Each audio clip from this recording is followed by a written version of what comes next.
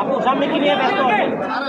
আচ্ছা, লাস্ট একটা প্রশ্ন, আপনি কোন নাটকের কাছে যান? সামনে আমি ওটিটি করছি, কিছু ভালো ভালো নাটক আসছে আমার, আর আমি ওটিটি নিয়ে একটু বিজি আছি। এখন আমি আসলে ওটিটি থেকে চলে যাচ্ছি, আর ইনশাল্লাহ আমি ফিল্ম করব।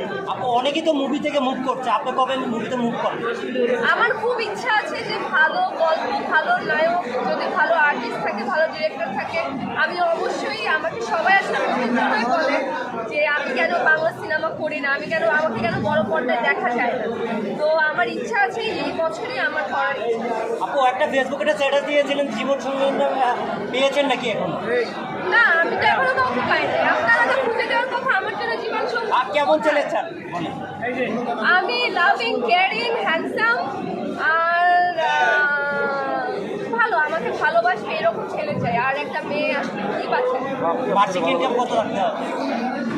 মাসিক ইনকাম আসলে ভালোবাসা থাকলে মাসিক ইনকাম কম থাকুক বেশি থাকুক এটা আসলে ম্যাটার করে না। ভালোবাসা যদি বেশি বেশি থাকে, মাসিক ইনকাম আসলে 5 লাখ থাকলেও ম্যাটার করে না। কোন জেলার ছেলেকে পছন্দ করেন? আমি এরকম, আমার কোনো ধরা বাধা নেই যে কোনো জেলার ছেলেকে পছন্দ করতে হবে। একটা হিন্দু ছেলে ভালো ছেলে আমার জন্য। আচ্ছা, তাহলে অবশেষে আপনি হিন্দু ছেলে বিয়ে করতে চান? অবশেষে মানে কি? আমার অবশেষে মানে কি? আমি নিজেই তো সনাতন